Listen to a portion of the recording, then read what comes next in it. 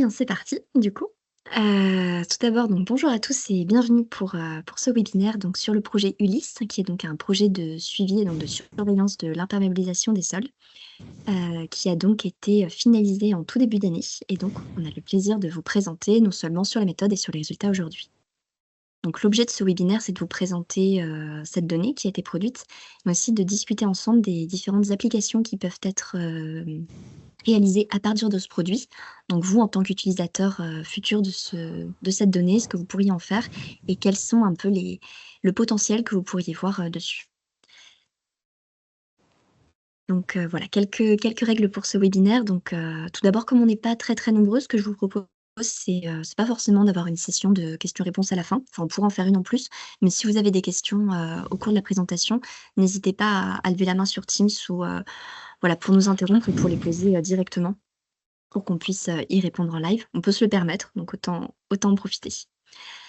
Donc également, je ne sais pas si vous l'avez remarqué, mais donc ce webinaire est enregistré. Voilà, donc c'est pour votre information et donc un lien sera disponible vers la vidéo après ce webinaire. Et enfin, alors maintenant on a tous l'habitude depuis quelques années d'en faire, mais donc pensez à couper vos micros lorsque vous n'êtes pas en train d'intervenir, de manière à ce que tout le monde puisse bien entendre. En revanche, si vous voulez garder la caméra pour un peu plus de convivialité, c'est avec plaisir. Alors l'organisation de cette présentation, donc tout d'abord, on va vous rappeler un peu le contexte de ce projet, donc le projet Ulysse qui a été financé par l'ESA. Également faire un peu un retour sur CLS pour ceux qui ne connaissent pas trop, donc ce sera par Franck Mercier qui est chef de projet sur Ulysse. Ensuite, on vous présentera donc la méthode et les résultats, donc avec Loïc Fokker. Comment est-ce que la méthode a été développée, comment est-ce qu'elle fonctionne, etc. et les premiers résultats qu'on pourra vous montrer. Et enfin, on développera plutôt la partie application et accessibilité de cette donnée, donc à quoi elle peut vous servir et comment vous pouvez y accéder en tant qu'utilisateur. Donc si c'est clair pour tout le monde, n'hésitez pas, donc, comme je vous le disais, à m'interrompre si vous avez des questions. Et donc je laisse la main à Franck pour la présentation de CLS. Ouais, merci. Bonjour à tous. Donc, je suis Franck Mercier. Je suis en charge pour CLS du projet Ulysse, qui a pour objectif, comme vient de le dire Alice, de développer des produits issus de l'observation spatiale pour le suivi de l'imperméabilisation des sols. Et donc, avant de leur redonner la parole, puisque ce sont eux les véritables experts dans le domaine, je vais juste prendre quelques dizaines de secondes pour vous parler de CLS rapidement. Donc, nous sommes une filiale du CNES, l'Agence spatiale française. Notre mission, c'est de développer des solutions satellitaires pour étudier et protéger la planète Terre et puis gérer durablement nos ressources. On a été créé en 1986, à l'origine pour être opérateur du système Argos, et puis des fameuses balises du même nom. Et depuis, nous nous sommes beaucoup diversifiés, principalement en support des grandes agences spatiales. Et au début, il faut le dire, quand même, principalement pour le domaine océanique. Bon, mais bien sûr, cette diversification, ça nous a amené sur les terres émergées et donc nous fournissons maintenant des solutions satellitaires en France et à l'international sur les thématiques de la gestion durable des pêches, de la surveillance environnementale, du suivi du climat ou encore de la sécurité maritime. Quelques chiffres, nous sommes donc un groupe international d'à peu près 1000 collaborateurs environ, répartis sur 33 sites dans le monde, dont 450 en France, principalement à Toulouse, où je suis moi-même, c'est le siège du groupe. Mais nous avons aussi un site à Brest, en Bretagne, un autre à Bidart, au Pays Basque, et puis Lille, bien sûr. Et c'est d'ailleurs sur notre site de Lille que se trouve notre équipe d'experts en géographie, en géomatique, en urbanisme. Et cette équipe est en charge de décliner l'usage des observations spatiales en données et en solutions cartographiques ultra précises au service de la gestion et de la surveillance des territoires. Et donc je vais leur redonner la parole, puis ils vont vous présenter ce projet dans la foulée. Merci à vous. Merci Franck. Donc effectivement, la production se situe à Lille, là où nous sommes actuellement avec Loïc. Donc le projet Ulysse, en quelques mots, tout d'abord financé par l'ESA avec 3 objectifs. Dans un premier temps, valoriser l'apport du spatial dans les politiques publiques, mais également utiliser ces données dans des stratégies régionales, c'est-à-dire d'avoir une vision un peu plus large de l'utilisation de ces données, de ne pas être uniquement locale, mais de pouvoir élargir. et enfin donc optimiser leur utilisation au sein d'un réseau ouvert européen. Et donc c'est pour ça que le projet a porté sur différents pays de manière à ce qu'il puisse y avoir de la collaboration, mais également de la comparaison entre ces données. Donc c'est un projet qui s'est déroulé en 2 phases. Dans un premier temps, donc un projet donc entre 2020 et 2024, qui donc a porté sur le pourtour méditerranéen, un peu plus de 400 km². Donc vous le voyez là, c'est sur la partie de gauche.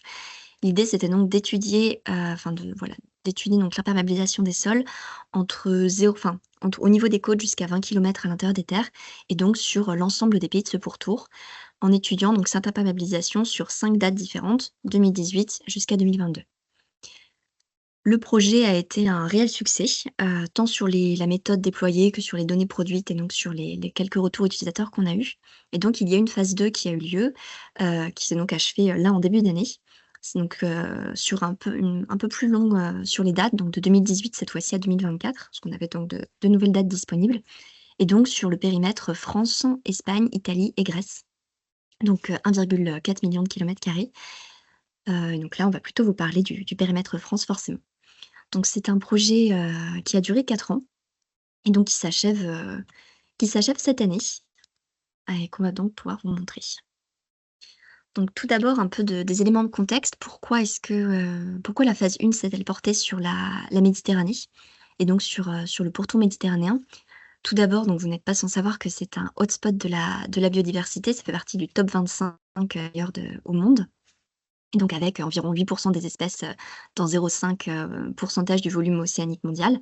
Donc forcément des très gros enjeux, d'un point de vue biodiversité, qui s'accompagnent d'un territoire qui a une très importante démographie avec, environ 480 millions de personnes, dont, un tiers qui sont concentrés sur les côtes.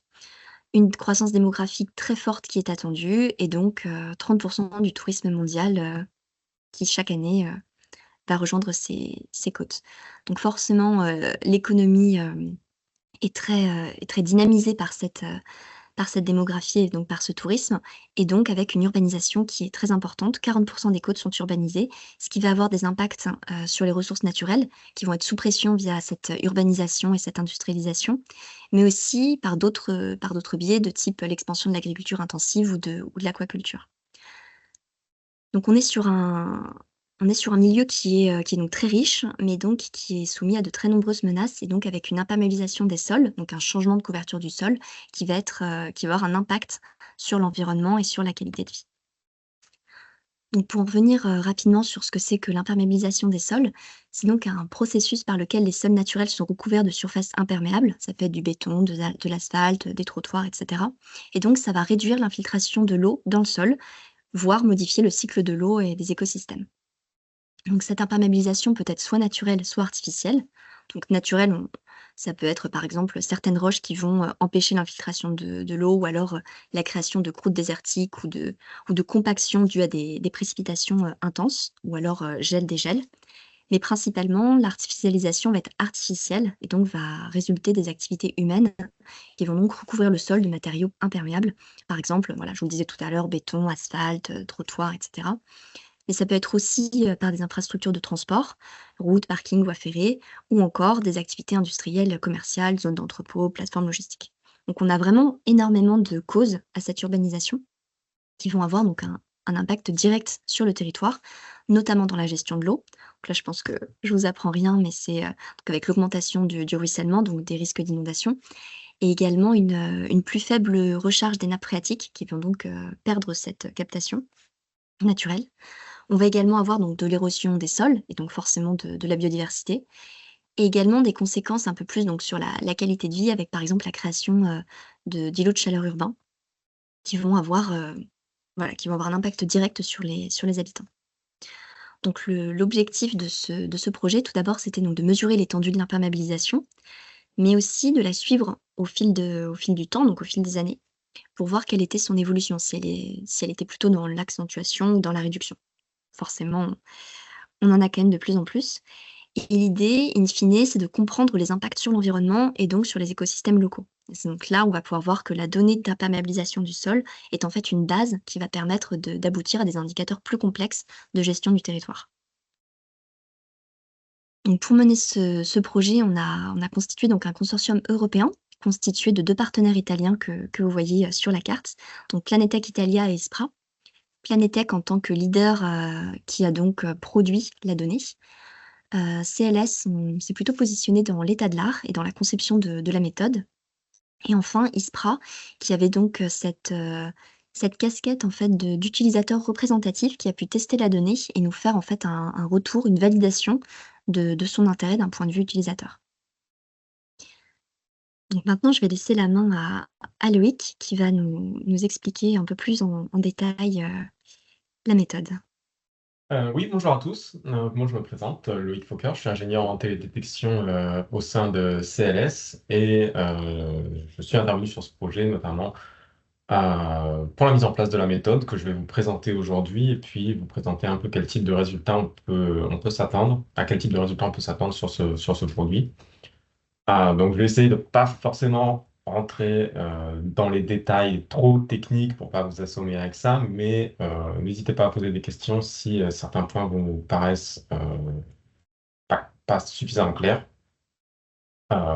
Comme Alice le disait, on n'est pas très très nombreux, donc on peut se permettre de prendre le temps pour répondre aux questions.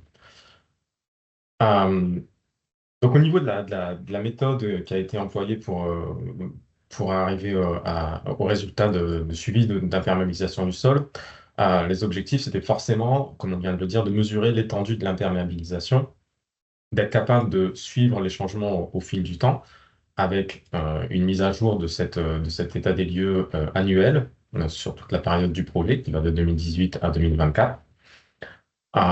Et pour atteindre ces objectifs, on a forcément besoin d'une méthode qui soit robuste, répétable d'une année sur l'autre, facilement transposable entre les différentes zones d'études, hein, comme l'a expliqué Alice. C'est un projet qui initialement couvrait le pourtour méditerranéen, mais qui maintenant couvre des pays, d'autres pays, l'Espagne, la Grèce, l'Italie et la France. Donc forcément une zone d'étude assez grande qui implique si possible, de limiter les coûts dus aux données d'observation de la Terre. Pour ça, donc on s'est basé sur une approche méthodologique qui utilise principalement les données d'un satellite qui s'appelle Sentinel-2, qui fait partie du programme Copernicus. Copernicus, pour ceux qui vous êtes peut-être familier avec ça, mais pour ceux qui l'ignorent, c'est le programme européen d'observation de la Terre, qui implique de nombreux segments, dont des satellites qui nous fournissent des données et qui sont gratuites. L'avantage d'utiliser Sentinel-2, c'est comme je viens de dire, c'est un accès gratuit, c'est des images qui sont forcément toujours les mêmes, homogènes et standardisées, avec une durée de vie assurée, hein. C'est un programme qui a été lancé en 2015 et qui est prévu de durer minimum jusqu'à 2029. Actuellement, on a trois satellites qui constituent cette constellation et qui sont en orbite autour de la planète. D'autres sont prévus dans les prochaines années. Et un gros avantage de ce satellite, c'est qu'on a une haute fréquence de revisite. Sous nos latitudes, on a à peu près une nouvelle image tous les 5 jours. Donc, si on veut pouvoir faire un suivi précis de l'occupation du sol sur le territoire français, euh, c'est une source de données très intéressante. Son seul désavantage, si on peut parler de désavantage, c'est que ce satellite présente une résolution spatiale de 10 mètres, c'est-à-dire un pixel de l'image va représenter 10 mètres au niveau du sol.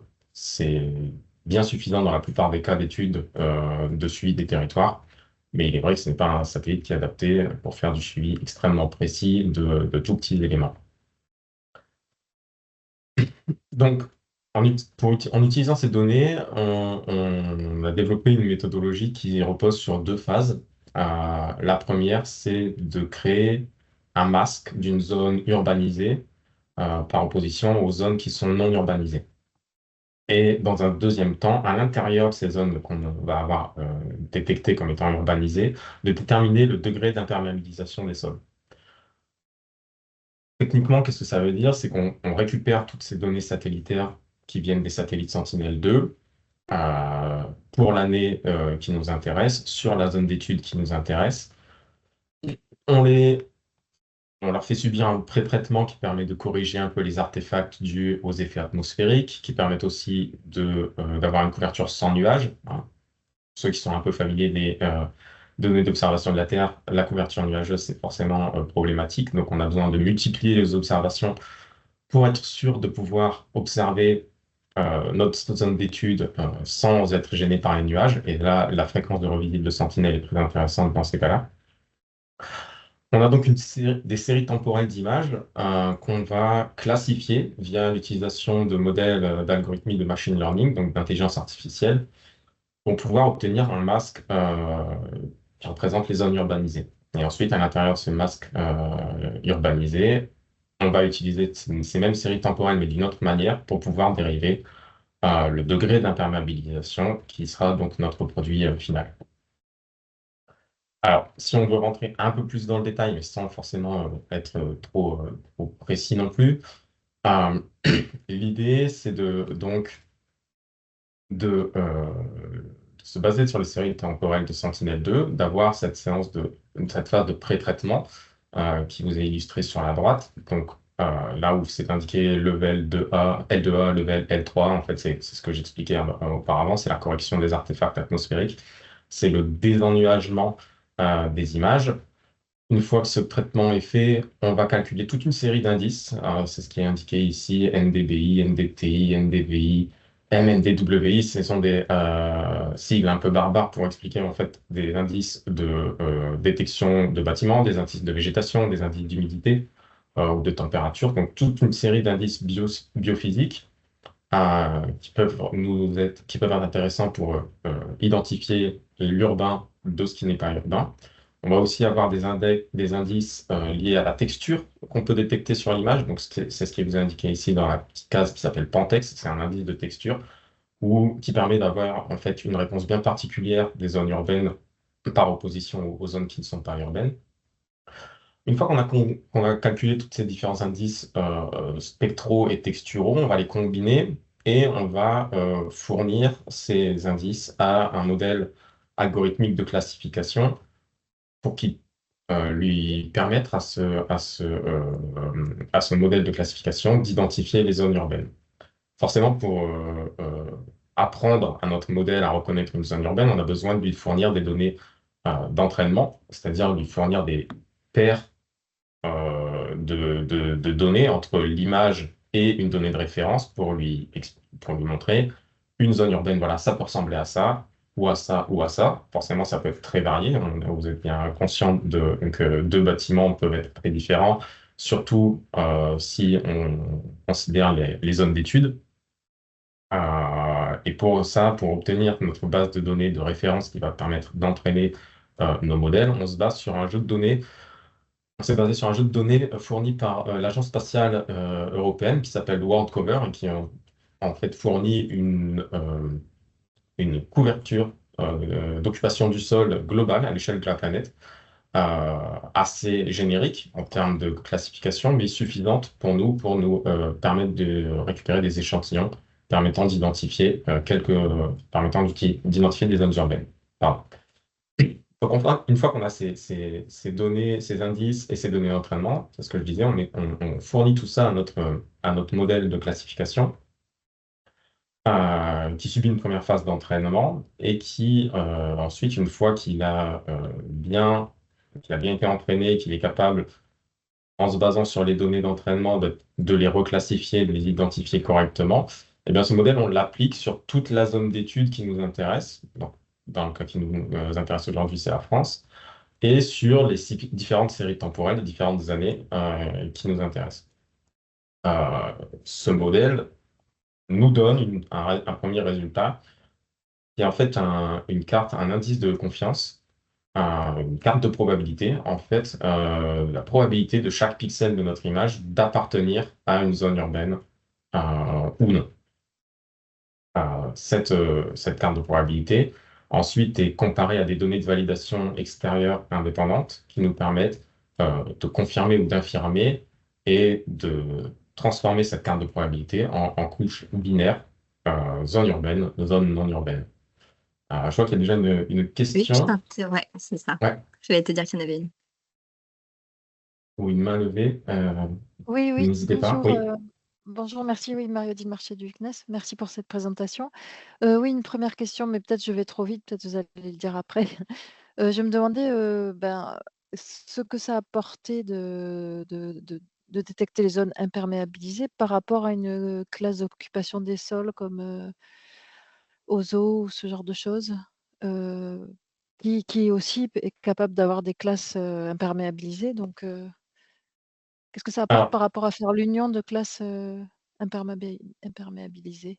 là, le gros avantage de cette approche-là, c'est qu'en fait, c'est qu'elle est réplicable et qu'on peut l'utiliser année après année et d'avoir donc un suivi plus, comment dire, plus régulier et avec une méthode qui soit toujours la même. Donc, en fait, pour pouvoir obtenir des résultats qui soient comparables d'une année à l'autre. Donc plus Euh, même à l'intérieur d'une année, j'imagine? Parce que là, oui, par exemple, on pourrait à OZO, l'intérieur d'une année, c'est ouais. annuel? C'est annuel, Ouais, OZO, oui. Mais c'est ça. sinon, c'est oui. Oui, oui, non, Heu, effectivement le résultat au final est sûrement assez similaire aux classes purement urbaines de Ozo. Là, l'idée, c'était de se développer un peu de manière indépendante et d'être capable, en fonction des besoins, de pouvoir faire un suivi temporel qui soit adaptable en fonction des besoins des utilisateurs. Là, la d'accord, d'ac définition qui a été faite par l'Agence spatiale européenne, qui donc l'organisme qui a financé ce projet, c'était d'avoir une mise à jour annuelle. Mais il est clair que cette méthode est applicable si on veut faire des mises à jour tous les 2 ans ou même tous les 6 mois, par exemple. d'accord, merci. Je vous en prie. Euh, donc voilà, j'en étais un peu sur la fin de la première phase où on obtient une zone, un masque de zone urbanisée. Donc avec quelques exemples ici à l'écran, où on a vraiment un produit qui est binaire, hein, donc c'est urbanisé ou non urbanisé, en rouge, avec quelques exemples sur différentes villes, Douai, Nantes et Toulouse, sur le millésime 2024. Une fois qu'on a ça, la seconde étape, c'est de détecter, enfin à l'intérieur de ce masque, de reclassifier ce masque pour pouvoir obtenir un degré d'imperméabilisation. Comme je disais, le produit est basé sur des données Sentinel-2 qui ont une résolution spatiale de 10 mètres. Donc, on va avoir au final des pixels de 10 mètres qui vont être classifiés perméables ou imperméables. Mais forcément, sur une zone de 10 mètres sur 10 mètres, le degré d'imperméabilisation peut varier d'une zone à une autre en fonction de la couverture du sol. D'où l'intérêt d'essayer d'identifier le degré d'imperméabilisation. Pour faire ça, on va se baser sur une analyse d'indices de végétation, et en se basant sur une corrélation assez simple, c'est qu'en fait, moins il y a de végétation, plus c'est imperméable, et inversement. C'est une corrélation assez simple et assez directe. Donc, pour ce faire, on va utiliser nos séries temporelles de Sentinel-2, dont je parlais plus tôt. On va dériver un indice de végétation qu'on appelle le NDVI et on va de cet indice, des informations temporelles liées à cet indice, on va dériver des différents paramètres, le minimum, le maximum, la variabilité au cours de l'année. Et on va permettre, grâce à ça, de reclassifier l'intérieur du masque urbain pour obtenir un degré d'imperméabilisation. Cette approche, elle est appliquée de manière indépendante en fonction des zones géographiques qu'on étudie, parce que forcément, comme on se base sur la présence ou non de végétation, vous pouvez bien imaginer que la végétation dans le sud de l'Italie, en Turquie ou dans le nord de la France réagit différemment au cours de l'année. Et donc, on adapte notre modèle en fonction des zones climatiques pour pouvoir prendre ça en compte.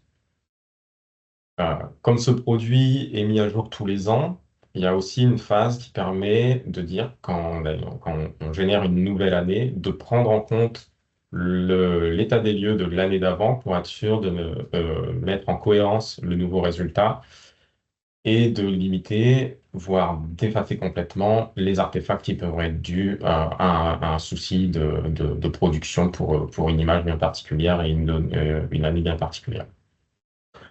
Donc c'est un peu le concept pour transformer notre masque urbain en zone, enfin, en classification de degré d'imperméabilisation. Et ouais, avant de passer à la suite, je vois qu'il y a déjà une autre main qui se lève, une question. Allez-y, je vous en prie. Oui, oui, bonjour, Hervé Conler de l'agence de l'eau Artois Picardie, donc à Douai, justement, vous en parliez. J'avais juste une question par rapport à cet indice de végétalisation. Mhm. J'imagine que c'est basé sur enfin, c'est sur la couleur, c'est ça? Enfin, c'est un traitement qui est fait en fonction de la couleur que vous retrouvez Oui, sur les images exactement. satellitaires. En fait, les Ah, images satellites correspondent, c'était- pour faire une petite explication, c'est un peu comme un appareil photo, mais qui, au lieu de donner des informations simplement dans le rouge, vert, bleu, donne des informations sur d'autres longueurs d'onde qui ne sont pas forcément visibles par l'œil humain, notamment dans l'infrarouge. Et la végétation réagit très fortement dans l'infrarouge quand on prend quand on regarde l'information spectrale de l'infrarouge sur la végétation, la végétation réagit beaucoup mieux et avec une plus grande variabilité que sur d'autres longueurs d'onde, d'autres couleurs. Et cet indice de végétation, en fait, c'est un rapport entre pour chaque pixel, la valeur dans l'infrarouge et la valeur dans le rouge. Donc on fait, voilà, c'est un rapport de normalisation qui est calculé là-dessus et qui permet d'identifier la présence, l'absence de végétation et puis la quantité de végétation aussi. Et forcément, en fonction de la couverture du sol et donc de la réponse spectrale, donc de la couleur qu'on voit nous, dans le spectre visible, mais aussi dans l'infrarouge, on peut dériver une présence de végétation, mais une zone qui n'est même sans être végétalisée, de par sa couleur, peut avoir une réponse un peu différente aussi. Et c'est sur ce paramètre qu'on joue pour pouvoir estimer est-ce que cette zone est plus imperméable ou moins imperméable qu'une autre. ok.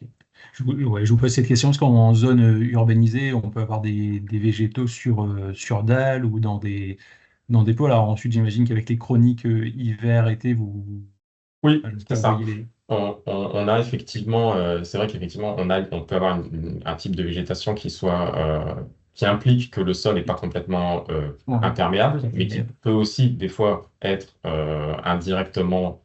Enfin, on peut avoir de la végétation sur un sol qui est complètement imperméable, hein, parce que ça peut être sur des pots, bien sûr. Euh, Ce qui se passe ici, c'est que la résolution du satellite limite un peu, ce sont des pixels de 10 mètres sur 10 mètres, donc Ouais, ok. forcément, tout ce qui est végétalisation ornementale sur les balcons, tout ça, on ne le détecte pas, c'est beaucoup trop petit. Donc ça, ça rentre pas en compte. Et puis effectivement, le fait d'avoir des informations tout au long de l'année permet aussi de mieux apprécier la Hmm. présence de la Ouais, végétation au cours de ouais, l'année. tout à fait. Ok. Et inversement, par rapport aux zones minérales, je vais les qualifier comme ça, on peut avoir des zones minérales imperméables, quoi, avec des revêtements poreux.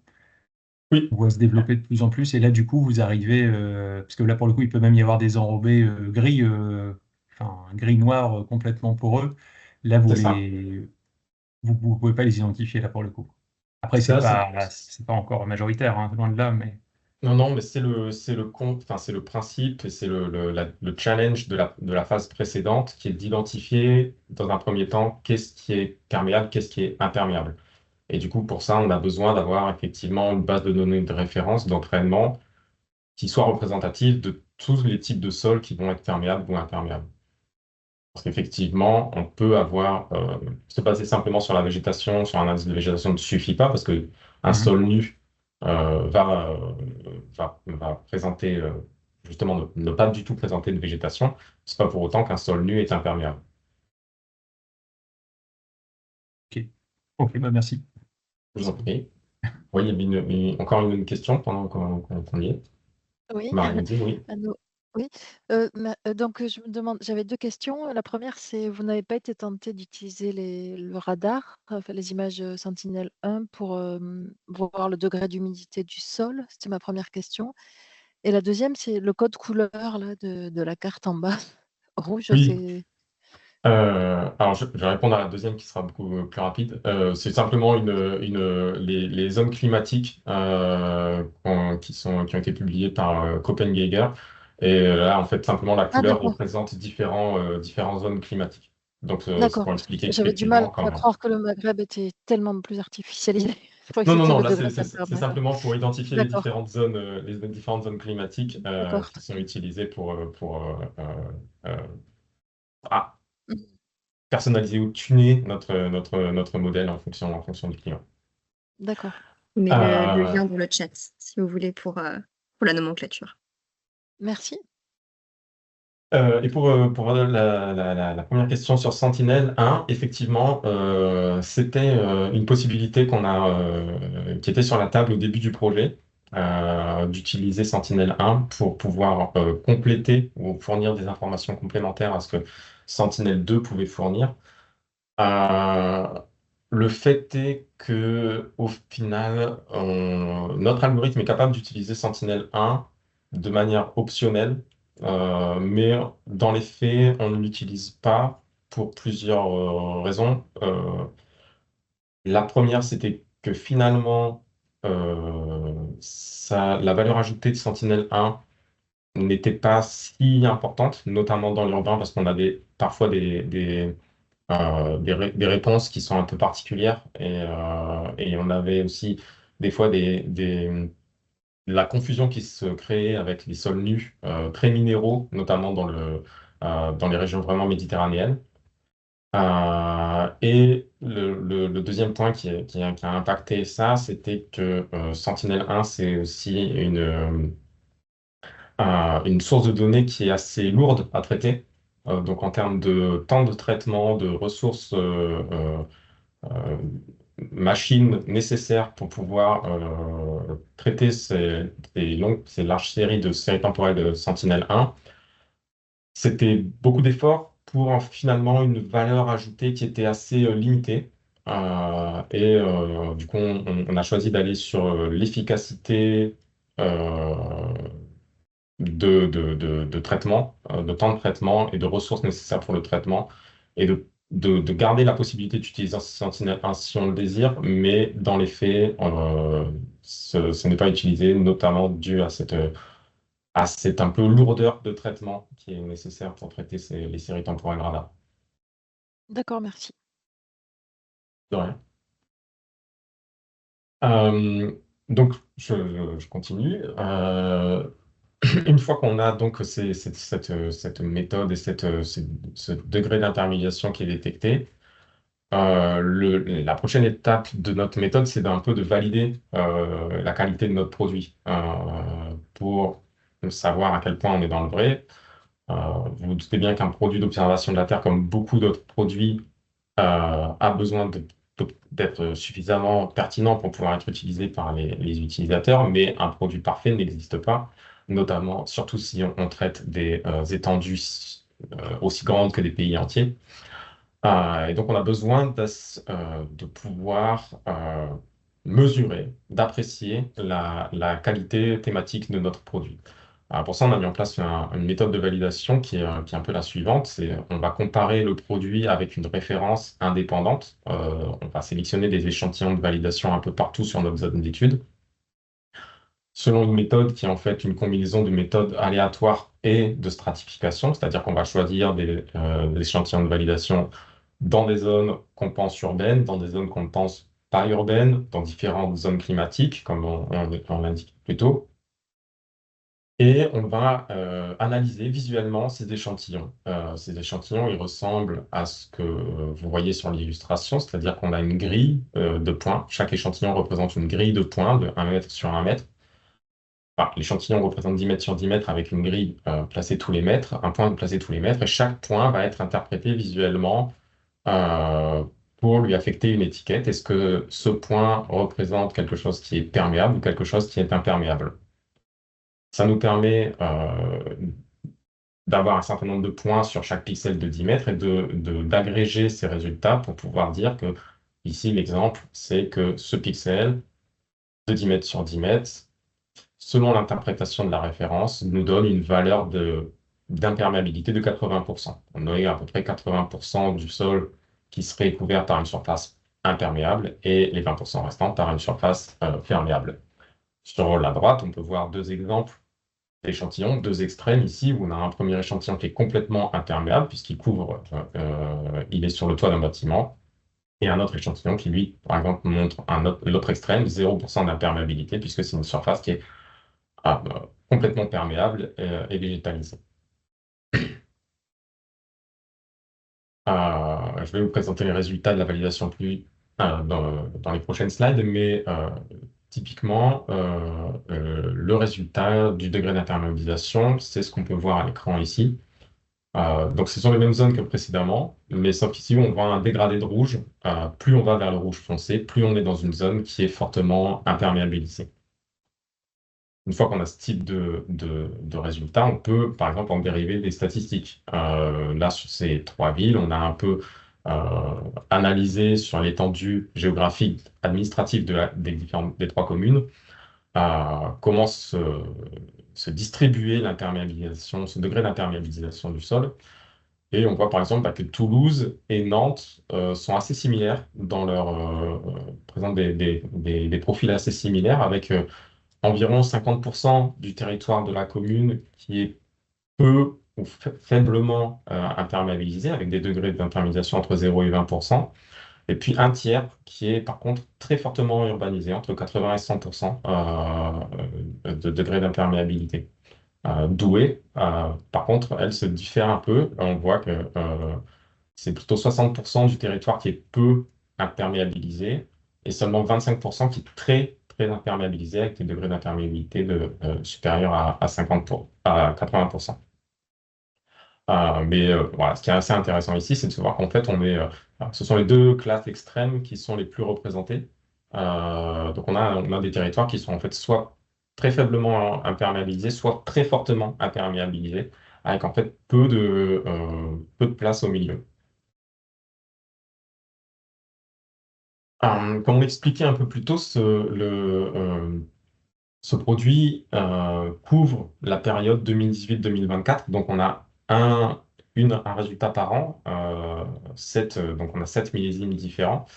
Et on peut donc aussi, en les comparant, voir l'évolution du couvert imperméable au cours du temps. Ici, on a un exemple aux alentours de Toulouse, où on voit sur la partie haute de l'illustration le produit avec son degré d'imperméabilisation, donc en dégradé de rouge. Et on voit qu'entre 2018 et 2024, il y a quelques taches rouges très foncées qui apparaissent. Et si on regarde sur une donnée satellitaire, qui est ici assez précise, hein, c'est un exemple tiré de Google Earth, bah, en fait, on voit bien que ces taches rouges qui sont apparues en 2024 sont en fait reflètent la création ou la construction de nouvelles zones imperméables avec des nouveaux bâtis qui ont été produits. En termes de résultats au niveau de la validation, dont j'expliquais la méthode juste un peu plus tôt, on a ici un exemple de type de résultat qu'on peut voir qui montre que le produit est assez qualitatif, dans le sens où les données de référence, données de validation sont très corrélées avec le produit. On a un coefficient de corrélation qui est plutôt bon, hein, supérieur à 0,7. Et puis, ces échantillons de validation sont aussi utilisés pour dériver des matrices de confusion qui nous permettent de voir un chiffre, un pourcentage de précision de notre produit. Et un exemple pour 2023 en France, eh bien, on a un produit qui identifie les zones perméables ou imperméables avec une précision de 91%, plus ou moins 1,4%. Donc, un produit qui est quand même assez fiable, avec une qualité dont on est sûr à 95% qu'elle est comprise entre 90 et 92%. Et je pense que ça clôture ma partie. Donc, si vous avez des questions sur la partie technique, on peut tout de suite en parler rapidement avant d'enchaîner sur les applications qui vont vous être présentées par Alice. Et si ce n'est pas le cas, je rends la main à Alice. C'est une question, Marie-Evie, oui. Je ne veux pas monopoliser la parole. Non, Non, mais on est là pour ça. C'est que j'ai pas bien saisi, peut-être vous l'avez dit au début, quelles étaient les données de référence pour la validation? Alors, les données de référence pour la validation, en fait, c'est une interprétation visuelle qui est basée sur des images satellitaires indépendantes. Donc, en fait, on se base sur des jeux de données type Google Earth ou des géoportails nationaux quand ils existent, euh, D'accord. pour interpréter donc, le millésime en question. On s'assure bien sûr qu'effectivement, notre base de données de validation est cohérente au niveau temporel avec notre produit, Mmh. hein. On n'est pas en train de valider un produit 2024 avec une référence des images qui dateraient de 1990. Mais voilà, il y a une interprétation visuelle indépendante qui est faite et ensuite on compare ça avec le produit pour en tirer les différentes statistiques que je vous ai montrées. D'accord, donc c'était plus ou moins manuel quoi, en fait, ouais. Oui, ça a été manuel, ouais, complètement manuel. Mmh. Merci. Du coup, si tu Alicia, as je te rends d'autres, donc la ouais, parole. super, merci Loïc. Donc maintenant que vous comprenez un peu plus comment est-ce qu'on a mis en place ce produit et quels en sont les résultats, le but c'est que ces informations en fait vous soient utiles à vous dans un premier temps, c'est que vous puissiez, les utiliser, soit dans votre travail de quotidien, soit dans certains dossiers et que vous puissiez le faire de manière assez simple, enfin en tout cas le plus simple possible en y accédant, là aussi de la manière la plus simple possible. L'un des challenges un peu de l'ESA, c'est de faire adopter par une communauté d'utilisateurs, ce type de produit et donc que vous puissiez en avoir un usage concret avec des statistiques. Donc c'est un peu voilà le but de ce webinaire, c'est de vous sensibiliser, au fait qu'elles existent et qu'elles sont, simples d'utilisation. Donc ce qu'on va voir là, ce sont des cas d'utilisation concrets, donc comment est-ce que vous pourriez en les modelant, les intégrer dans vos propres travaux. Donc quelques possibilités, donc on en a listé quelques-unes. Si vous en voyez d'autres, vraiment libre à vous de participer et de les challenger en fait en live. Donc dans un premier temps, il y a toute la partie gestion des eaux pluviales et des préventions d'inondations. Donc en suivant l'imperméabilisation, on va pouvoir essayer de réduire le risque pour le territoire en localisant donc les zones critiques et donc en optimisant la planification. Comme on le sait, donc l'imperméabilisation, pardon, va réduire l'infiltration naturelle et donc on va augmenter le risque d'imperméabilisation. Le l'exemple là qui vient assez facilement sont donc les dernières inondations, à Valence. Donc en 2024 en Espagne, qui avait aussi eu lieu en 1957 et qui avait donné lieu en fait à un plan sûr, je ne sais pas si vous étiez informés, mais donc qui permettait en fait de détourner le Touria, qui était donc le cours d'eau qui passait au sud de Valence, de manière à protéger la ville contre les futures crues du fleuve. Toutefois, c'est l'une des causes principales des inondations en Espagne, de l'année dernière. L'urbanisation très intense a malgré tout, favorisé, ces zones de risque et donc on a eu, de nouveau, de très importantes inondations.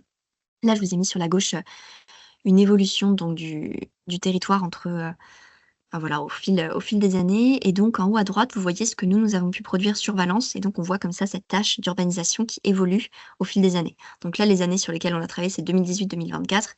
Comme le disait Loïc, on est tout à fait en capacité de continuer à produire les années pour suivre et donc voir davantage la tendance.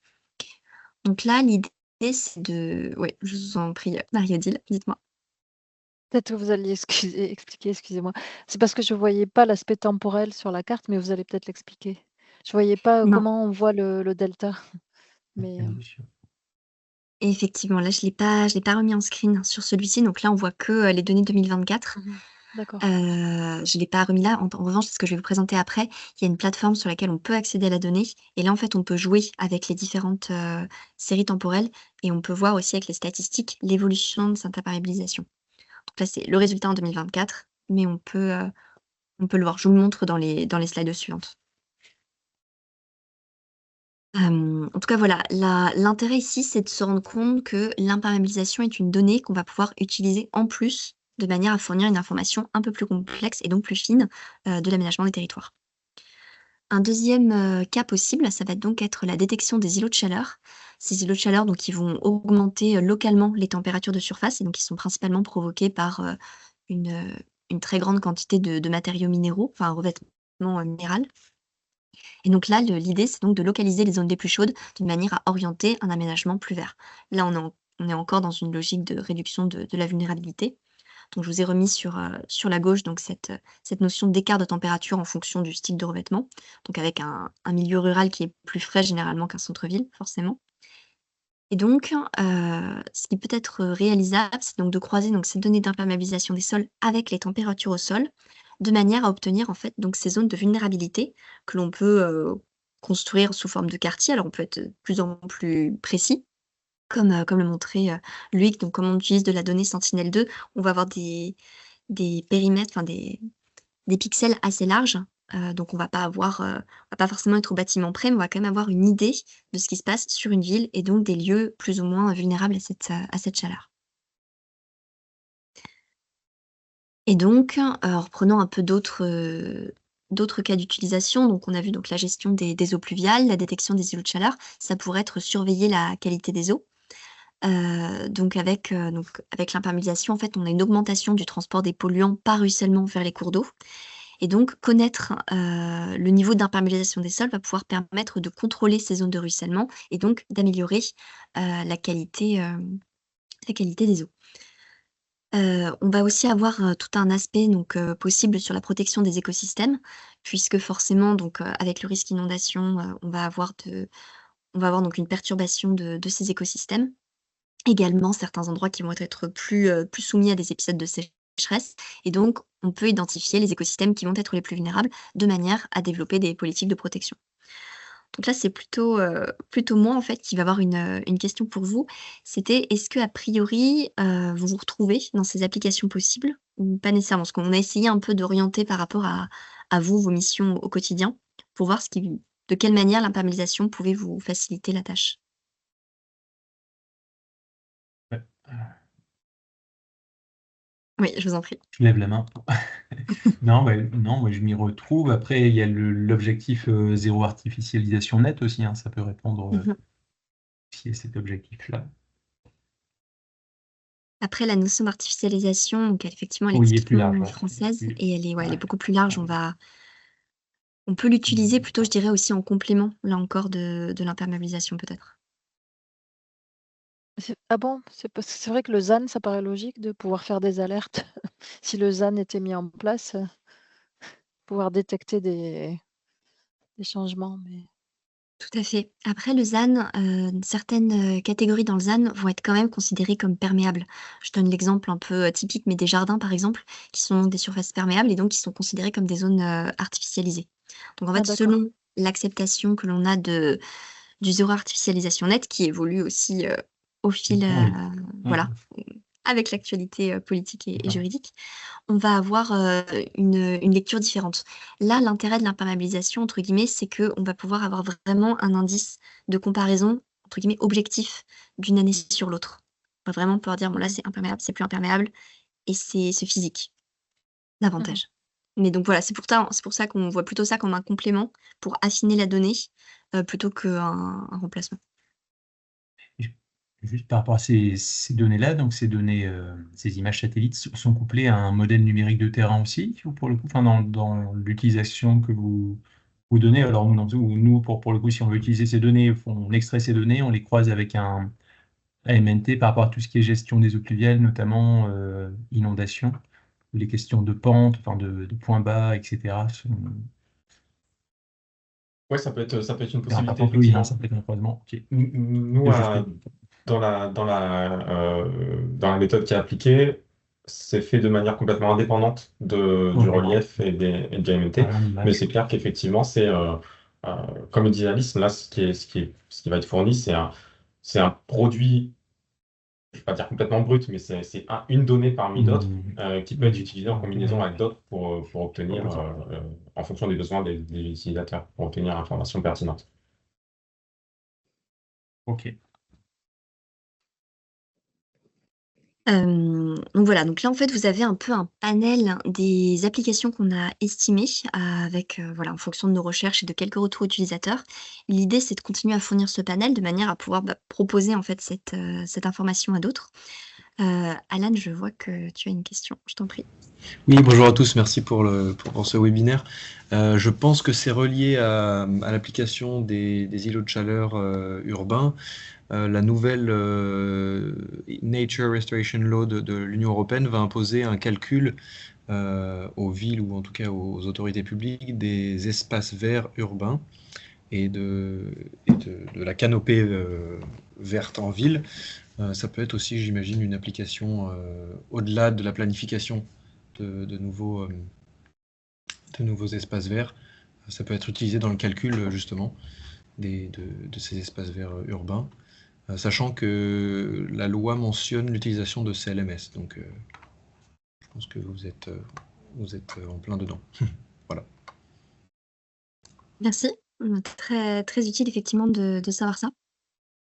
Du coup, on pourra rechercher ou échanger davantage dessus après, mais merci en tout cas pour cette information. Sinon, pour vous, comment est-ce que vous pourriez maintenant utiliser cette donnée? Ce que je vous propose, c'est de vous faire un bref récap un petit peu des différentes manières que vous avez dès aujourd'hui d'accéder à cette donnée, parce que donc le but, c'est qu'elle vous soit accessible.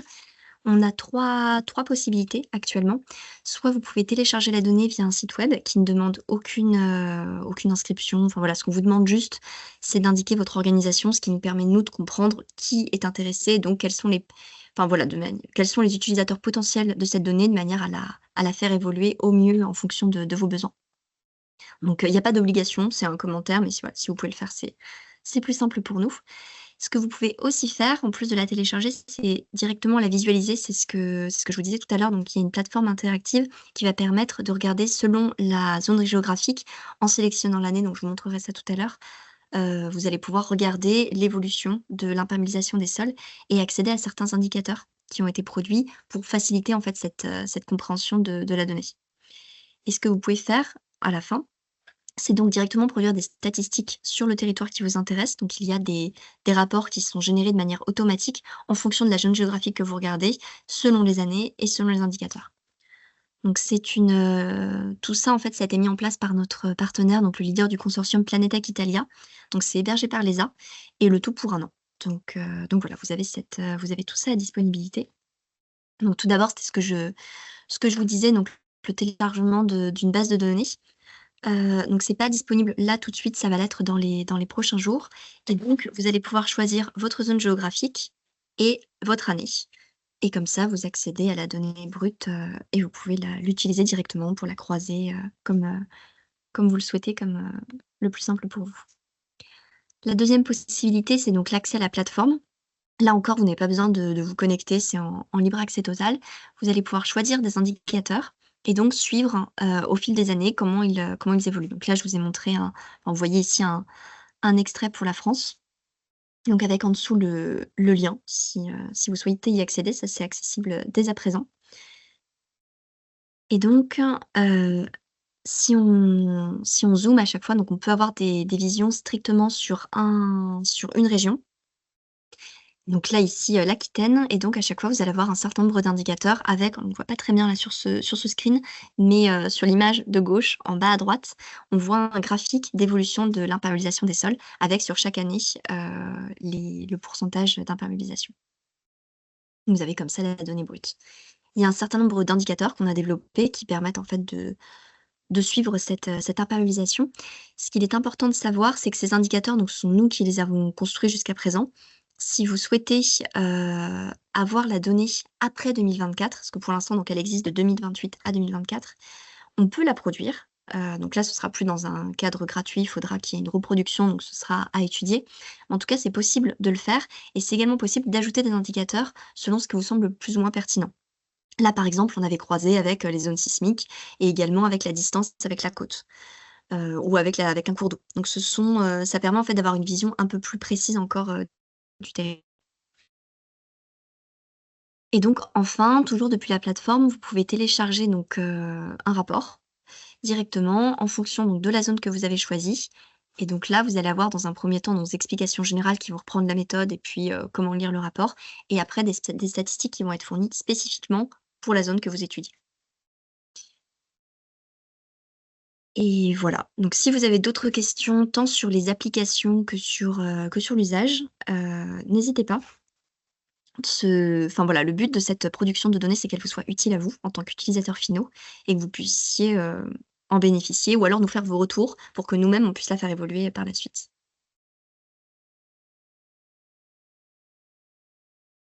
Donc, si pas de questions, si, c'est bon, copier le lien pour... Oui, je vous envoie ça tout de suite dans le chat. Oui, je vous en prie. J'ai une question qui est sûrement bête, mais je la pose quand même. Là, il y a un portail que vous devez connaître, je pense mieux que moi, sur l'artificialisation des sols, avec toutes les nuances que vous avez apportées tout à l'heure, mais qui est porté par le CEREMA, si je ne dis pas de bêtises. Donc, qui donne des données voilà, sur l'artificialisation sur tout le territoire français. Et du coup, est-ce qu'il n'y aurait pas comment dire, des liens, enfin des passerelles à créer entre ces deux outils? Donc, c'est un suivi de l'artificialisation fait par le CEREMA, c'est ça? Oui, c'est le portail, oui. Alors, attendez, c'est pas un site qui vous parle, non? Alors, le CEREMA, oui. Après, comme il y en a beaucoup généralement sur Il parle du CEREMA et l'artificialisation. puis il parle du gouvernement. Alors, attendez, je vais mettre le lien dans la conversation. Super, merci. Que du coup, on revient un peu à la même question que tout à l'heure sur la différence entre artificialisation et imperméabilisation. On Et n'est du pas coup, je pense que ça se exactement complète du coup bien et sur... Ouais. ça peut vraiment être. Voilà, il y a des points à trouver, je pense. J'ai mis le lien là dans Ouais, je suis dessus. la Merci. conversation. Donc effectivement, il y a des possibilités donc à étudier directement avec le CEREMA. Nous, comme je vous le dis, on est plutôt donc sur des critères physiques. Oui. Et également, on va être... Donc là, ça ne concerne pas vraiment ce webinaire en tant que tel, mais l'une des forces de ce projet, c'est qu'on va pouvoir produire cette donnée en dehors de la France aussi. On n'est pas, voilà, on n'est pas tributaire que de la donnée produite par le CEREMA, notamment donc en France. On va pouvoir étendre et donc cette comparaison aussi à d'autres pays. Mais effectivement, là, je suis dessus. Enfin, voilà, c'est tout à fait ce dont on parlait, donc des croisements qui sont possibles pour affiner les indicateurs. Bah, merci. Merci beaucoup.